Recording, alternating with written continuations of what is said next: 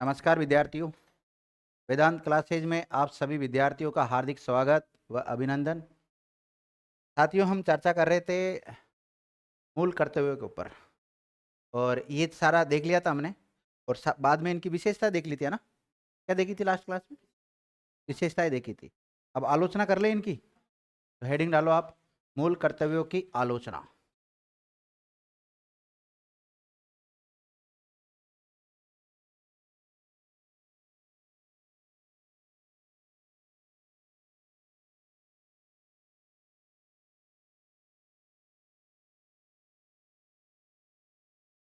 मूल कर्तव्यों की आलोचना।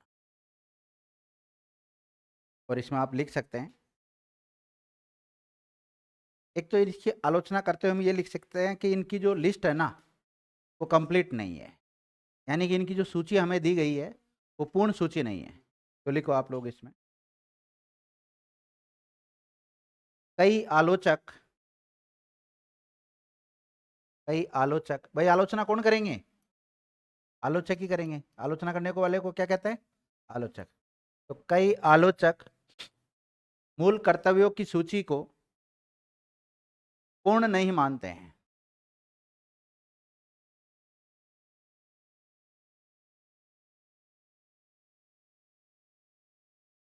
सूची को पूर्ण नहीं मानते हैं और उनके अनुसार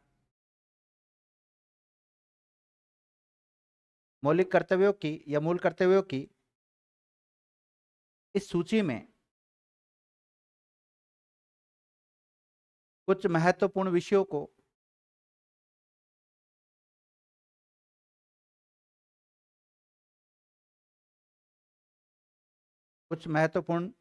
को शामिल किया जाना चाहिए। मतलब वो कहते हैं कि कुछ महत्वपूर्ण विषय हैं, उनको इसमें शामिल नहीं कर रखा है। इसमें मूल कर्तव्य में कुछ विषयों को शामिल किया जाना चाहिए, जैसे कर देने का अधिकार या कर देने का मूल कर्तव्य, जैसे टैक्स, कर देने वाला कर्तव्य, कौमा मतदान करने का मूल कर्तव्य। मतदान मतलब कर देने और मतदान देने जैसे विषयों को भी मूल कर्तव्य में शामिल करना चाहिए। ये बात कहते हैं कौन? आलोचक, जिन्होंने इस मूल कर्तव्य की आलोचना की है। उन्होंने कहा इनको जो हमें जो लिस्ट दी ना 11 की, ये अधूरी है, ये पूर्ण नहीं है। और लिखिएगा,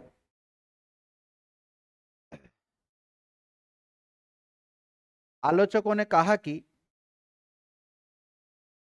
हाँ अगला फैक्ट लिखो ना, दूसरा। आलोचकों ने, आलोचकों बुलाया कि नहीं आता, आलोचकों लिख ही देता हूं एक बार। आलोचकों ने कहा कि मूल कर्तव्य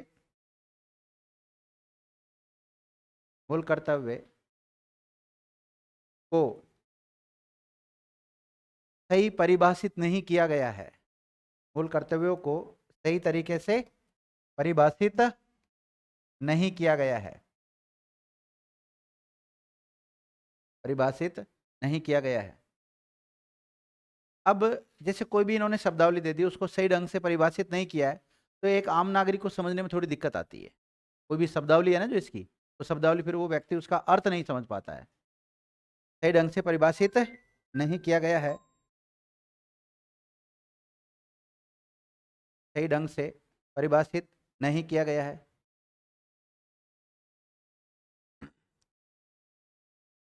लिख लिया? लिखो। इसलिए आम आदमी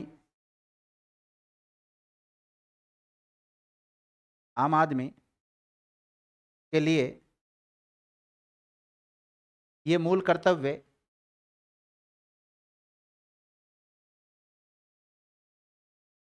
जटिल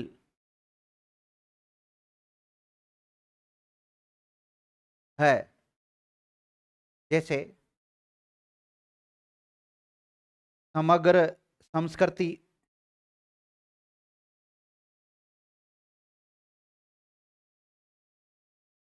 समग्र संस्कृति कौमा महान आदर्श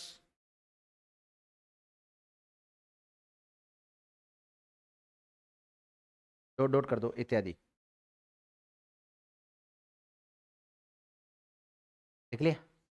आपको पता है कानून के द्वारा इनको लागू भी नहीं करवाया जा सकता, यानी कि वाद योग्य भी नहीं है। लिखिएगा, मूल कर्तव्य वाद योग्य नहीं है, अतः इन्हें कानून के द्वारा लागू भी नहीं करवाया जा सकता।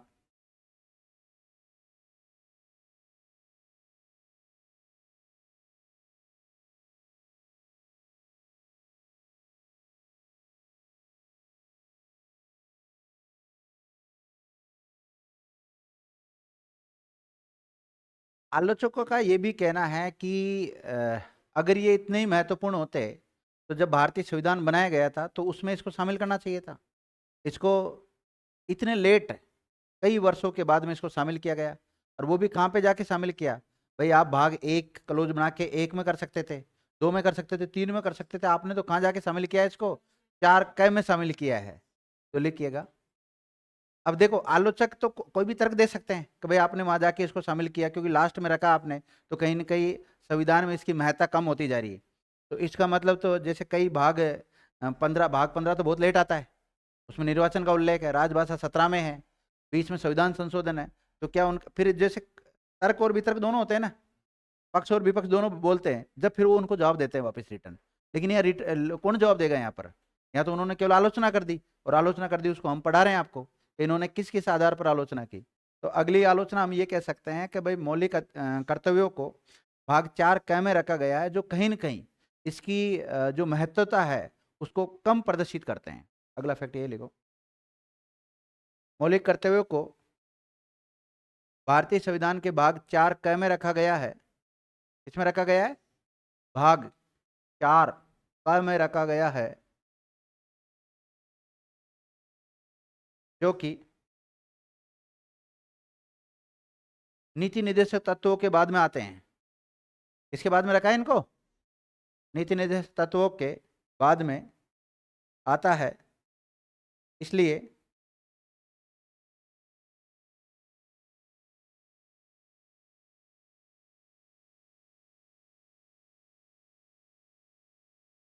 इसलिए भी मौलिक कर्तव्यों का महत्व कम समझा जाता है।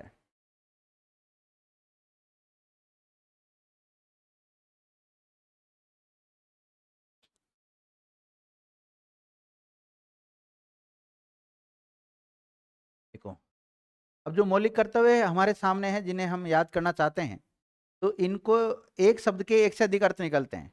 तो इसमें जो शब्द प्रयुक्त हुए हैं ना, वो बहुअर्थी है। कैसे है? बहुअर्थी है। तो लिखिएगा, मौलिक कर्तव्य में या मूल कर्तव्य में जो शब्द प्रयुक्त किए गए हैं वे अस्पष्ट और बहुअर्थी है। कैसे है? बहुअर्थी है। बहुअर्थी किसे कहते हैं? हाँ, जिसके बहुत सारे अर्थ निकलते, अनेकार्थी हो गया एक प्रकार से।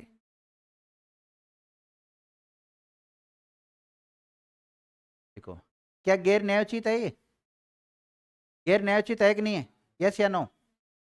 गैर न्यायोचित होने की वजह से जो आलोचक है वो इनको केवल नैतिक कर्तव्य कहते हैं, मूल कर्तव्य नहीं कहते हैं। लिखिएगा,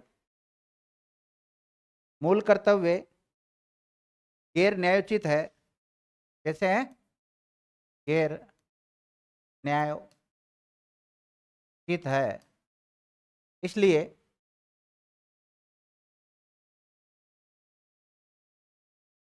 इसलिए इनकी छवि को केवल नैतिक आदेश करार दिया गया है। कैसे करार? नैतिक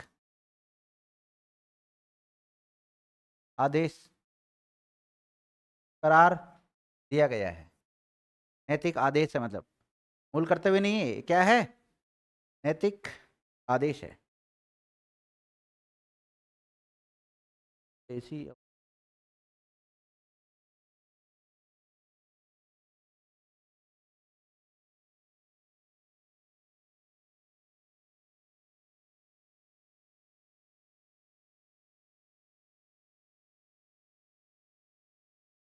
चलो लिख लिया आप लोगों ने, क्या लिखा है?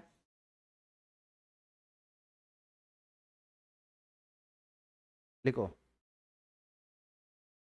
परिवार नियोजन को भी मूल कर्तव्य में शामिल नहीं किया गया है, बल्कि परिवार नियोजन है उसको भी मूल कर्तव्य में शामिल करना अनिवार्य था।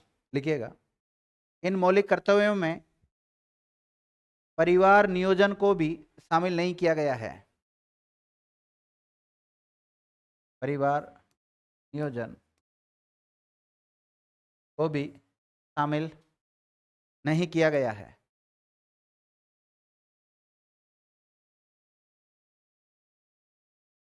लिख लिया? बहुत है इतनी आलोचनाएं और करोगे?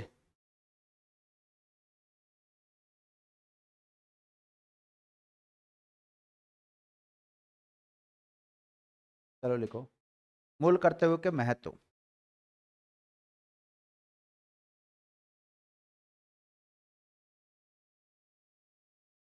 मूल कर्तव्यों के महत्व।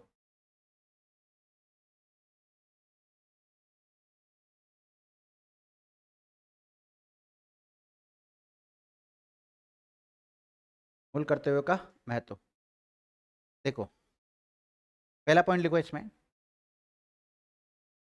मूल कर्तव्य भारत के नागरिकों के लिए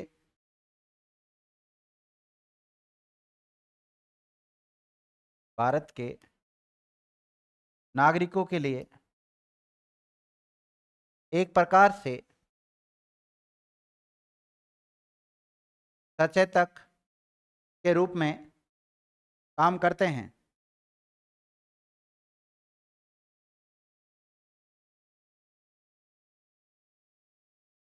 क्योंकि भारत के प्रत्येक नागरिक को अपने देश और भारतीय नागरिकों के प्रति उनके कर्तव्यों के बारे में जानकारी होनी चाहिए। जानकारी होनी चाहिए। देखो, यह असामाजिक गतिविधियों के लिए एक चेतावनी के रूप में काम करते हैं। असामाजिक गतिविधियों के लिए चेतावनी के रूप में काम करते हैं। चेतावनी के रूप में काम करते हैं। किसके रूप में काम करते हैं? चेतावनी के रूप में काम करते हैं। लिख लिया? अब कौन कौन सी असामाजिक गतिविधियां, जैसे झंडा जलाना, असामाजिक गतिविधियों में क्या जाएगा? जैसे झंडा जलाना, कौमा, सार्वजनिक संपत्ति को नुकसान पहुंचाना। सरकारी संपत्ति होती है ना, सार्वजनिक संपत्ति को नुकसान पहुंचाना। कोई व्यक्ति सार्वजनिक संपत्ति को नुकसान पहुंचाता है तो उसके खिलाफ थोड़े कड़े प्रावधान किए गए कानून में भी अलग से। देख लिया? सार्वजनिक शांति को भंग करना, सार्वजनिक शांति को भंग करना। तो ऐसे ये सारी जो असामाजिक गतिविधियां हैं उनके लिए एक प्रकार से ये मूल कर्तव्य चेतावनी का काम करते हैं, क्योंकि मूल कर्तव्य में उल्लेख कर रखा है इन सारी चीजों का। तो कोई भी व्यक्ति ये काम नहीं करेगा, ये नहीं करेगा, वो करो, ऐसे सारे प्रावधान कर रखे हैं इसमें। लिखो, मूल कर्तव्य,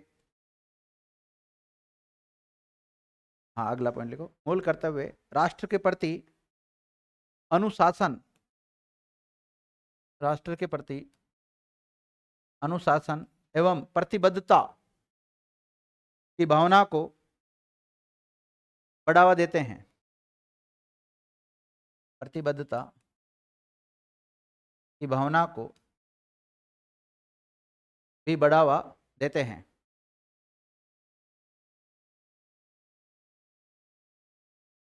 देखो, मूल कर्तव्य नागरिकों की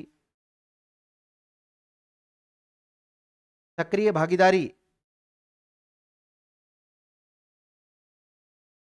नागरिकों की सक्रिय भागीदारी भी सुनिश्चित करते हैं।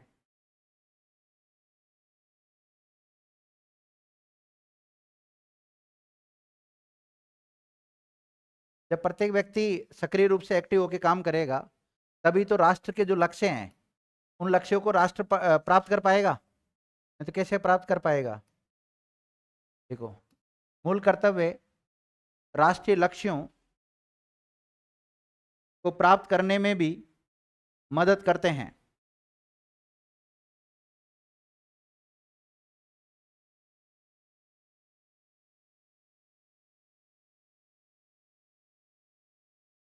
लिखिएगा,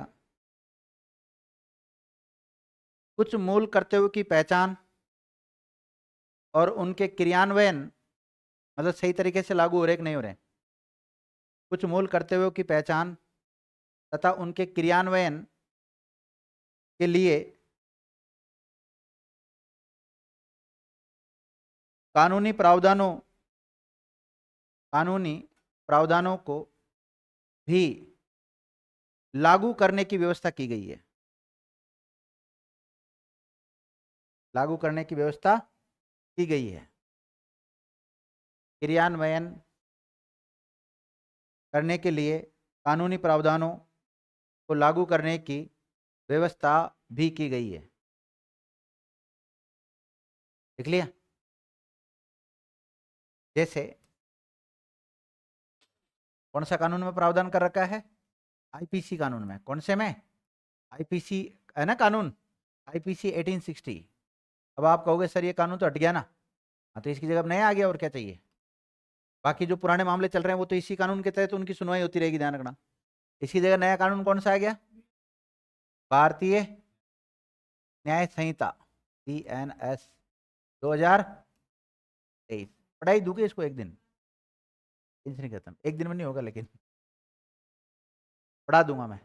आईपीसी की जगह नया कानून कौन सा आ गया? BNS। तो आईपीसी भी प्रोटेक्ट करने का काम करता है, ध्यान रखना।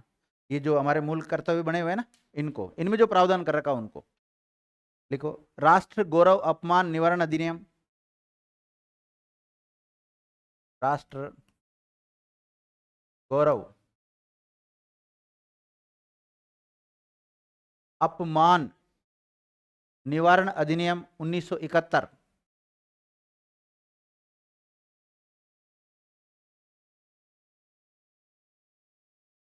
एक कानून और बना रखा है, कौन सा?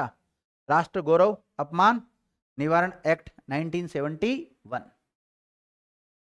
ये कानून भी बना रखा है, ये भी प्रोटेक्ट करने का काम करता है इनको। इसके अलावा सिविल अधिकार संरक्षण अधिनियम 1955,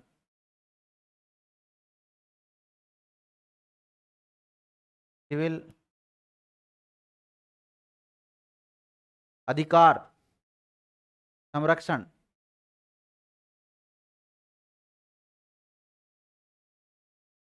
अधिनियम 1955।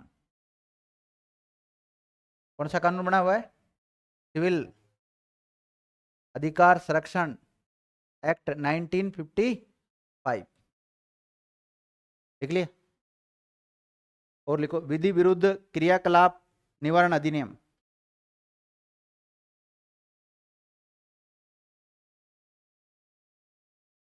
विधि विरुद्ध क्रिया कलाप निवारण अधिनियम 1976। निवारण अधिनियम 1976। आप में से कई बच्चे ऐसे सोचते होंगे कि एक बार नौकरी लग जाए बस, उसके बाद में इस किताब को, इस कॉपी को, इस पेन को हाथ भी नहीं लगाऊंगा, न लगाऊंगी। कई बच्चे सोचते हैं ऐसे। वह आपकी केवल क्या है, केवल गलत फहमी है। वो आपने केवल गलत फहमी पाल रखी है, क्योंकि जीवन में पढ़ाई से कभी भी आप दूर नहीं हो सकते हो। पढ़ना तो आपको पड़ेगा ही। जैसे आप जॉब लग जाओगे, जॉब लगोगे तो भी तो वहां पे कुछ ना कुछ पढ़ना तो पड़ता ही है, काम तो करना ही पड़ेगा ना। कुछ कोई सी भी नौकरी लग जाओ आप इसको नहीं छोड़ सकते। तो इसलिए पढ़ाई से इतनी नफरत मत करो कि बाद में आपको पढ़ना पड़े तो आप ऐसे परेशान रहो। थोड़ा अगर सही तरीके से पढ़, अभी भी पढ़ो और बाद में पढ़ते रहना। और पढ़ाई का कभी अंत नहीं आता है। कितने भी समय तक कितनी भी पढ़ाई कर सकते हो आप। जरूरी नहीं डिग्रियाँ ही लें। इस दुनिया में बहुत सारा ऐसा ज्ञान है, ऐसी सारी किताबें हैं जो लोगों ने आज तक नहीं पढ़ी है। सबसे ज़्यादा किताब पढ़ने का श्रेय किसको जाता है? उस व्यक्ति का नाम बताओ जिसने सबसे ज़्यादा किताबें पढ़ी। उस व्यक्ति का नाम बता दो जिसने सबसे ज़्यादा पुस्तक पढ़ी है। Doctor B R Ambedkar. Doctor B R Ambedkar के नाम, ये रिकॉर्ड है। दुनिया में सबसे ज़्यादा किताबों का अध्ययन किया है तो किसने किया है? डॉक्टर बी आर अम्बेडकर ने किया है। उसकी तुलना कोई भी नहीं कर सकता है।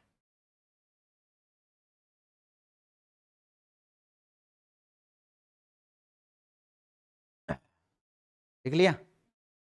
देखो, लोक प्रतिनिधित्व अधिनियम 1951, ये भी इसको प्रोटेक्ट करता है। लोक प्रतिनिधित्व एक्ट, अधिनियम 1951। जनप्रतिनिधि अधिनियम भी कह सकते हैं इसको ना। लोक का मतलब क्या होता है? जन होता है। इसके अलावा वन्य जीव संरक्षण एक्ट बना हुआ है 1972 का। वन्य जीव संरक्षण की बात भी तो करता है ये। वन्य जीव संरक्षण एक्ट 1972 का। वो लिख सकते हो। वन संरक्षण अधिनियम 1980। वन संरक्षण अधिनियम या एक्ट 1980, ये कानून भी इनको प्रोटेक्ट करने का काम करता है। देख लिया? नोट डालो, नोट। हाँ,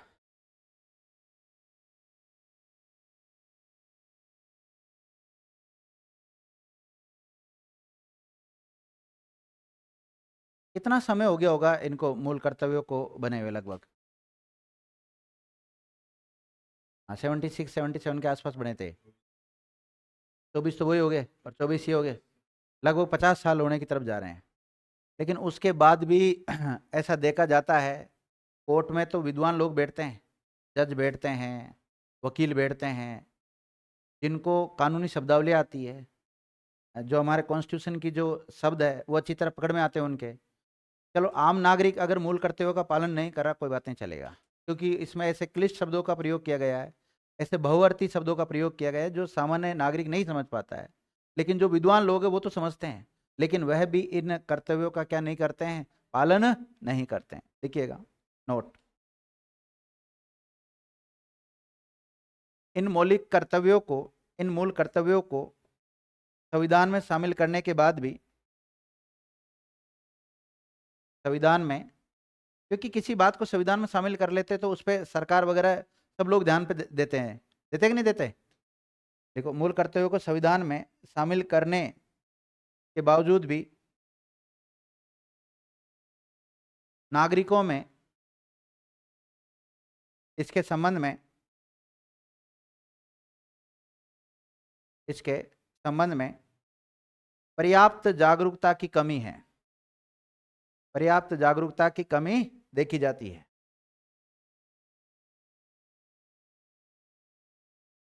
आलोचक फिर भी आलोचना कर देंगे, ध्यान रखना। जागरूकता की कमी है। लिख लिया? देखो विद्यार्थी, 2016 में एक पिटीशन दायर हुई थी। कब? 2016 में। पिटीशन जानते हो ना? जनहित याचिका। जनहित याचिका PIL दायर हुई थी, तो उसमें एक आंकड़ा सामने आया था कि कोर्ट में चाहे जज हो चाहे वकील हो, जवान लोग हैं तो कानून के अच्छे जानकार होते हैं, इनमें से लगभग 99.9% लोग इन मौलिक कर्तव्यों का क्या नहीं करते हैं, पालन नहीं करते हैं। लिखिएगा, नोट डालो, नोट में चल रहा है वैसे तो। 2016 में दायर 2016 में दायर PIL ब्रैकेट में जनहित याचिका, जनहित याचिका, हाँ PIL का फुल फॉर्म क्या होता है बहन जी? PIL का फुल फॉर्म क्या होता है? हाँ बहन जी बोलो, जल्दी बोला करो जल्दी। हाँ बोल दो, इंग्लिश में बोल दो, हिंदी में तो मैं बोल देता हूँ, मैं बता देता हूँ, ये लो मदद कर देता हूँ। जनहित याचिका, हाँ बता आयुष, गलत, हाँ बोलो, पब्लिक, हाँ उधर तीनों। PIL का पूरा फॉर्म बता दो आप, तो फुल फॉर्म बताओ, दोनों बता दो, दोनों तुम भी बता सकते हो, हाँ दोनों तुम भी बता सकते हो, बहन जी आप भी बता सकते हो, हाँ चेतना बहन जी बताओ। पब्लिक इंटरेस्ट लिटिगेशन होता है, लिख लो यहाँ पर, पब्लिक इंटरेस्ट लिटिगेशन, जनहित याचिका, लिख लिया? एक मिनट मेरा सेंटेंस तो पूरा कराऊं पहले। 2016 में दायर की गई PIL में यह तथ्य सामने आया कि सुप्रीम कोर्ट के वकीलों कॉमा जजों, न्यायाधीश होते हैं ना, जजों तथा संसद के सदस्यों, और संसद के सदस्यों को क्या कहते हैं, सांसद,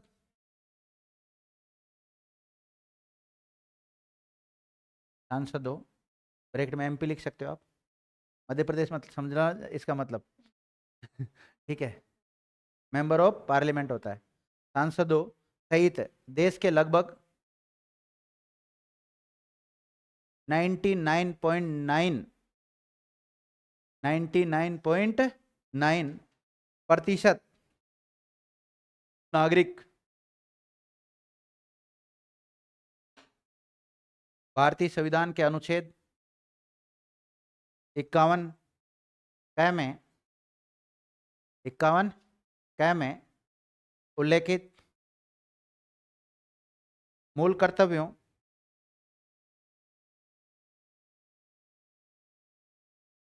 का पालन नहीं करते हैं।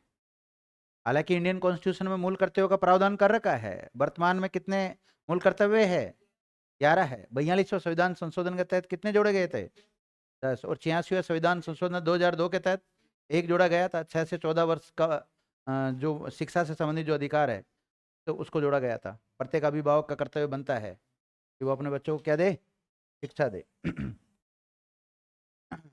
अब देखिएगा, तो ये हम बात कर रहे थे PIL के ऊपर, किसके ऊपर चर्चा कर रहे थे, PIL क्या होती है, मतलब PIL का फुल फॉर्म क्या होता है, पब्लिक इंटरेस्ट लिटिगेशन, जनहित याचिका बोलते हैं इसको हिंदी में। एक सवाल बनता है यहां से हमेशा कि PIL का जनक भारत में किसको कहा जाता है, एक ही नाम पूछा जाता है, जस्टिस PN भगवती को कहा जाता है जनक नाम, जस्टिस PN भगवती को PIL का जनक कहते हैं। और ये PIL है ना, कोई भी दायर कर सकता है, एक आम व्यक्ति दायर कर सकता है, इसमें खुद का निजी स्वार्थ नहीं छुपा होना चाहिए, जनता का हित छुपा होना चाहिए, कोई सा भी मुद्दा हो सकता है, उस पर क्या की जा सकती है, PIL दायर की जा सकती है, या कोई NGO भी कर सकता है, क्या कर सकता है, NGO। हाँ NGO का फुल फॉर्म क्या होता है बहन जी बोलो, पता नहीं है, वेरी गुड, क्या आंसर दिया है मैंने सोचा बहन जी पूरा आंसर दे रही है। क्या है NGO का हिंदी में,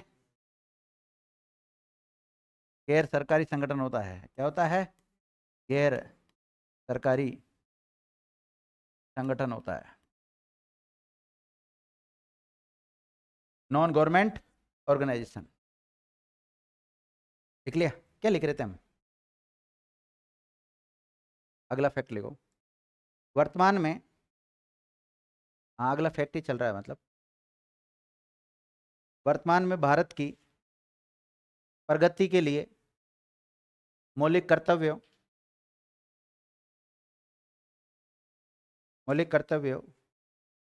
के निर्वहन, मौलिक कर्तव्यों के निर्वहन, गलत लिख दिया, वैसे चल जाएगा, कोई दिक्कत नहीं, मतलब आधा ऊपर चल जाता ना। निर्वहन की आवश्यकता पर जोर देना अनिवार्य हो गया है।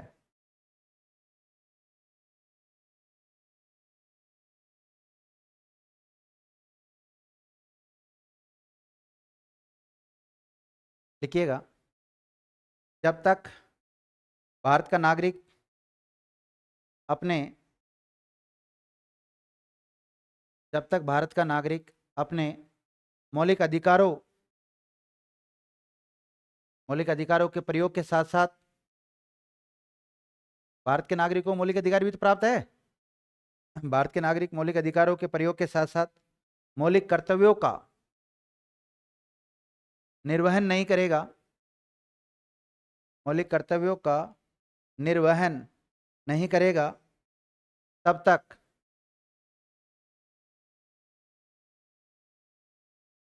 हमारे भारतीय समाज की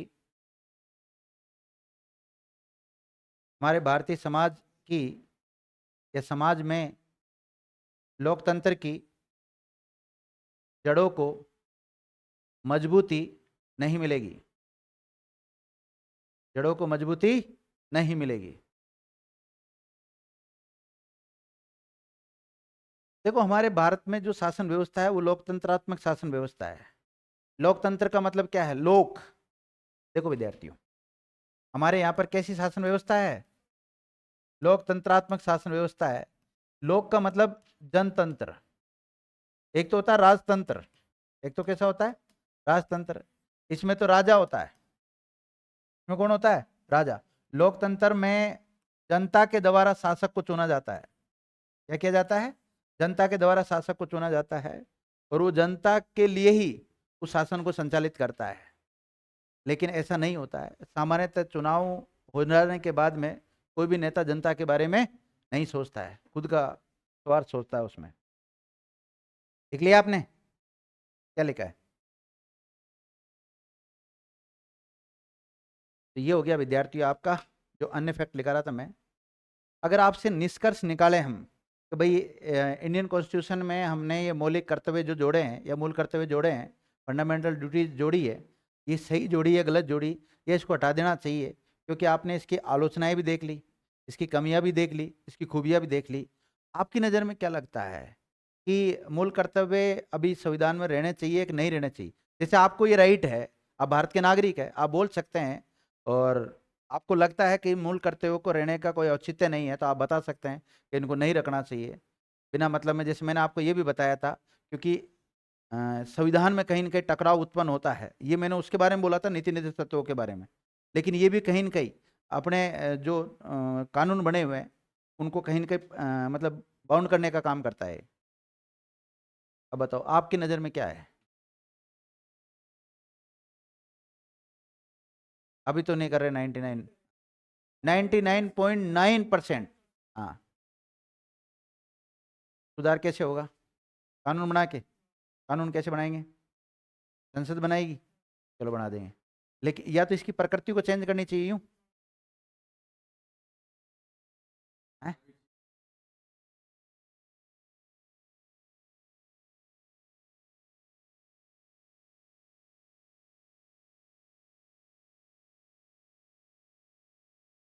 चलो एक ही बिंदु पे आ जाओ।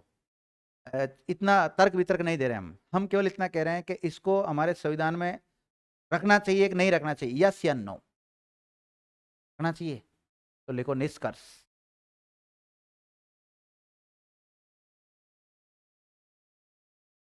निष्कर्ष, देखो निष्कर्ष।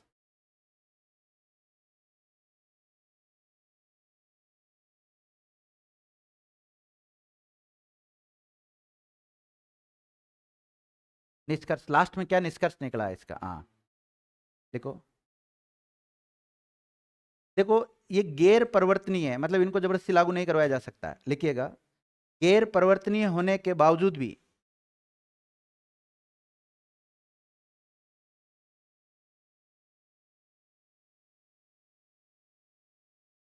होने के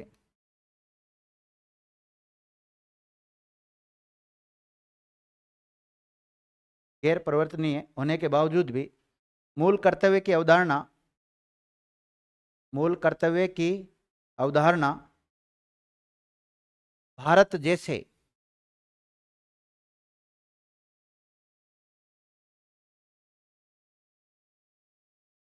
मोटर बंद कर दीजिए ना पवन। मूल कर्तव्य की अवधारणा भारत जैसे लोकतांत्रिक राष्ट्रों के लिए महत्वपूर्ण है। भारत जैसे लोकतांत्रिक राष्ट्र के लिए महत्वपूर्ण है। यानी कि जितने भी लोकतंत्रात्मक राष्ट्र होते हैं ना, उनमें ऐसा मूल कर्तव्य होना चाहिए, मतलब वहाँ के जो नागरिक है उनका भी कुछ का कोई कर्तव्य बनना चाहिए। तो सही है। देखो, एक लोकतंत्र को जब तक, अगला फैक्ट, एक लोकतंत्र को जब तक जीवंत नहीं कहा जा सकता, जीवंत नहीं कहा जा सकता जब तक कि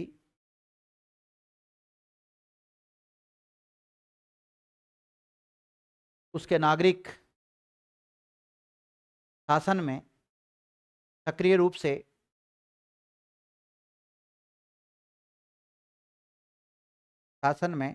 रूप से भाग लेने और देश के सर्वोत्तम हित, देश के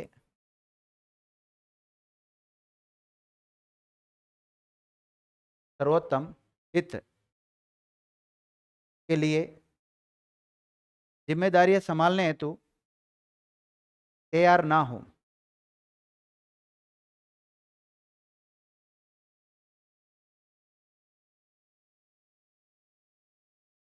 लिख लिया?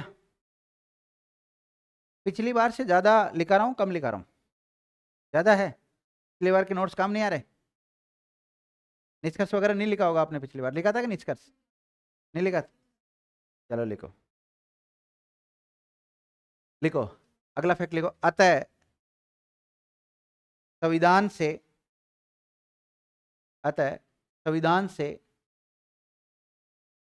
मूल कर्तव्य की अवधारणा को समाप्त करना बिल्कुल भी भारतीय हित में, क्या भारतीय हित में नहीं है। अतः संविधान से मूल कर्तव्य की अवधारणा को समाप्त करना बिल्कुल भी भारतीयों के हित में नहीं है।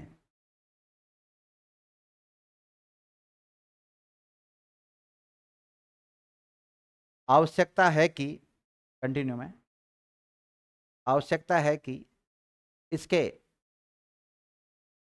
विभिन्न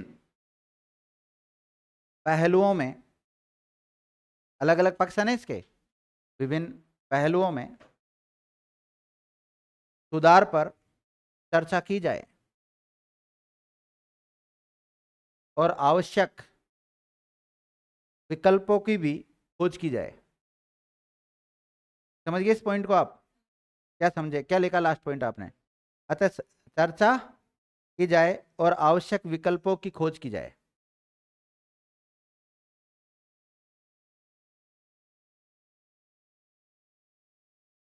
लिख लिया? इसी के साथ विद्यार्थियों, मूल कर्तव्य टॉपिक मेरी तरफ से क्या हो गया? समाप्त हो चुका है। ठीक है ना? तो आज की क्लास को यहीं विराम देते हैं। और मिलते हैं नेक्स्ट क्लास में नेक्स्ट टॉपिक के साथ। धन्यवाद।